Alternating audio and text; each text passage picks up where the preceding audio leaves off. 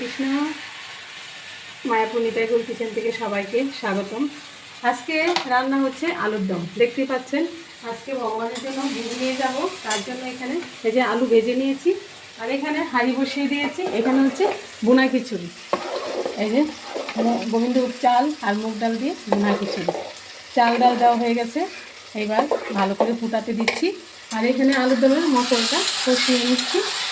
Tomato, জিরে বাটা, আদা বাটা সব কিছু দিয়ে কষিয়ে নিচ্ছি ভালোভাবে।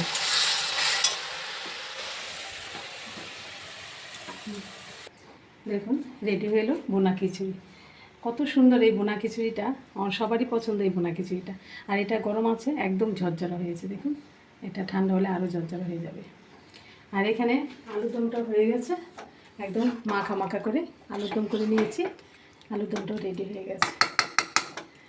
আজকে ভগবানের ভোগের রান্না আলুর দম আর বোনা খিচুড়ি এই পর্যন্তই।